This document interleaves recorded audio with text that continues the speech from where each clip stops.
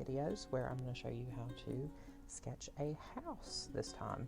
So what you're going to do, you're going to start with your lovely piece of paper here, and I'm going to show you how to draw a house. And so what you're going to do is you're going to start with a rectangle. And if you need help with this, you can always use a ruler or straight edge of some kind. I just like to eyeball it because that kind of gives it a little more character. But you just start with your little rectangle there. And you've got to think that a house is going to have a roof on it. You always want to make sure that your roof that's facing you is going to have the same angle on each side.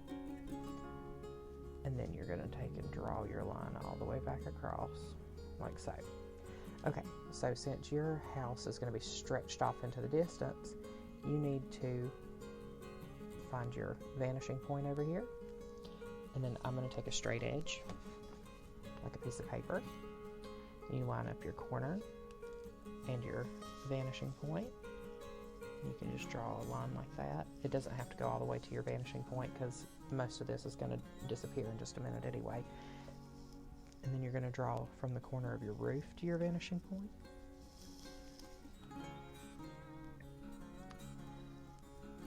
Like so. Now, how deep do you want your house? Let's say that we only want it about that deep. And then you're going to want to connect your roof down to your other side like that. And now all of your extra lines over here that show that it stretches off into the distance, you can erase those. And then you can erase your vanishing point because you're probably not going to need that for the rest of your house. So you're going to take and do that. And then you're going to take and start with your, let's do a porch. So for your porch, you're going to do the exact same thing. Get your straight edge and line it up a little bit below your roof. Just a little bit, because we want this to be a one-story house, I think. Let's go for that. And then draw your little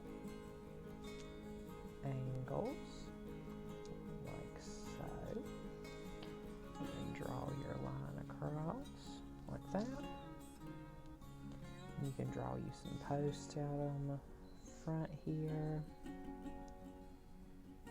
like so.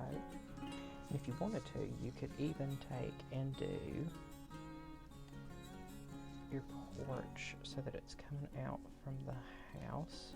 Oh, I drew on my paper. From the house, like so. And then draw all the way across the front, like that. And you would go up the other side as well, matching that angle, and then you could take and draw your angle going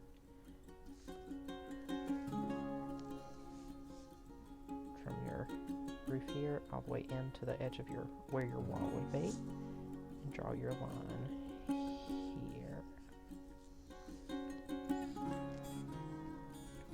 Your porch to be thick, so you want to take and draw lines like that, and draw you some little pillars underneath, and maybe some steps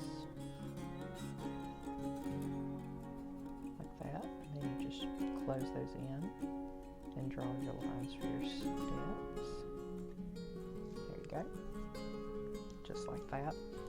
If you wanted to, you could add your front door in. You could add in some windows. You could add in a window on the side. Like that. Now, you can also add in a chimney. Now, if I wanted to add the chimney on the side, then I would take and draw it coming like this off the side. You would draw 3 corners because you can't see the 4th corner because it's on the back side of the chimney.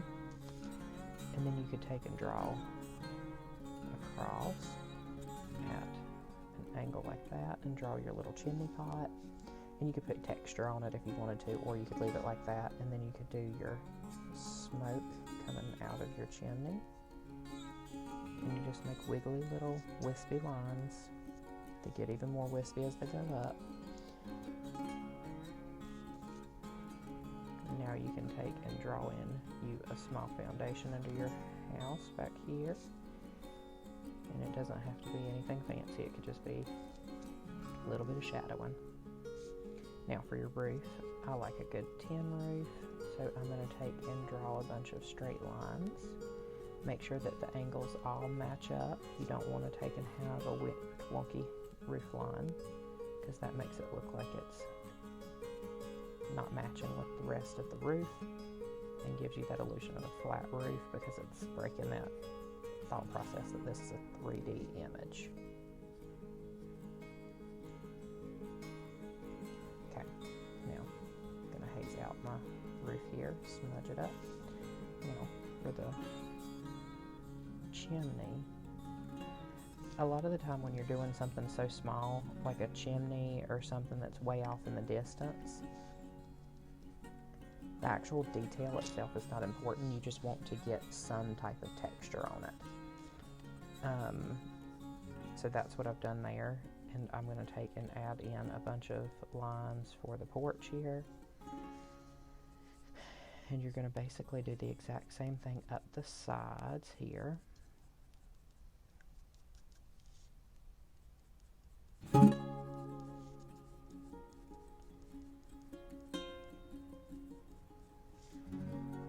And like I said, sometimes the actual pattern itself is not as important as the fact that there's texture on it. So I wouldn't be too worried about lining up your lines all the way across, because once you hit a window, then you have to line it up on the other side and so on. You can do that using a straight edge, like the piece of paper that I have here. You can always take that and line it up with your bottom line, and then just gently move it up and make your lines as you go up. You can do that as well, but to me, for the purposes of this video, it just takes a little bit too long, so we're not going to do that today. We're just going to go ahead and do our lines, smoke those back in, because they have a tendency to disappear on us, like that. And then up here in the gable end of the house, you can take and add you a little vent like some of the older houses have, like so. And just kind of tap in that end right there so that it kind of blends in. And now if you wanted to, you could always do something like, let's say you wanted bushes on the corner of your house, and you could take and erase the corner, and you could take and draw you in just a little, what I call a cloud bush. And you just take and put a whole bunch of little squiggles in it like that. And then you just kind of smudge it a little bit, and now you have a bush. If you wanted to do a walkway, then you could take and do like a cement walkway. You could take and just do lines. Or a dirt one, you could add texture to it, and it would still look about the same as a cement one. But if you wanted to do something like maybe stepping stones, then you would have to be a little bit more careful with how you laid them out, because you want them to look like they're flat instead of, like this one is a little bit too wide, so it kind of looks like it's standing up on its end instead of being laid flat. So you want to take that one and shrink it just a little bit. And now it looks like it's laying flat. And then you just color them in and everything. Me personally, I prefer having a little dirt path. So I'm going to take and do that, and then I'm just going to dot all over it. And then we're going to smudge that. Ooh, smudged a little bit too much. It took a whole bunch off. So let's take and erase some of that. Just gently smudge that. And put back in our lines that disappeared. Don't know why that moved so well, but we're not going to complain. So let's add another small bush in here. I'm not even going to have to take out the edge of the porch, because we're just going to take and do just a small bush. Just give us a good shade all the way around. Now, if you want to do a tree over here, you can always take and Do it the same way that you do a bush. Remember that trees are not perfectly symmetrical most of the time, because a lot of people want to do what I call a broccoli tree. Let me pull my second piece of paper up here where they go boop, boop, and choop, choop, choop, choop, choop, like that. I've never seen a tree that looks like that, and I know that you haven't either, unless it's a newer tree that's just been planted at like a mall or something, and it has like a funky little shape and usually has like tie outs and stuff like that. But we're not drawing those kinds. We're drawing a big old tree. So once you get your tree shape penciled in, you're going to want to start penciling in branches like this. And your tree trunk, you're going to want to take and bring it down and give it a little bit of roots. You don't want it to be too big, because if you've ever been around big trees, they go straight into the ground.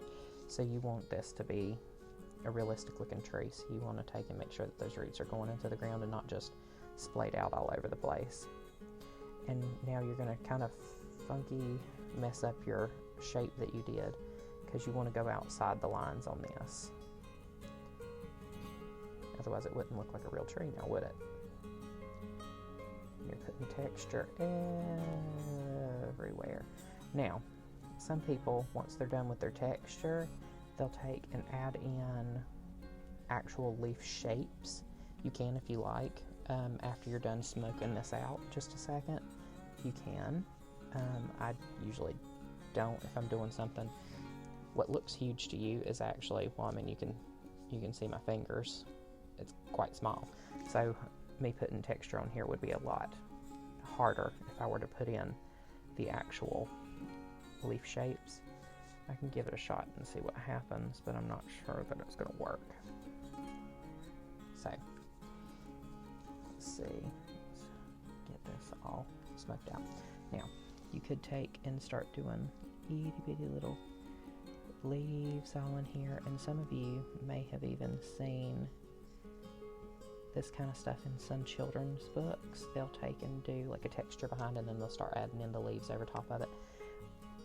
I don't mind it. You can if you want. I don't really care for it. Not in the way that I'm doing the rest of this. But if you wanted to take and add to a tire swing, you totally could, because everybody loves a good tire swing. Make sure you do the inner donut of the tire, and then you do the outer. Then you can take and color it in, like so.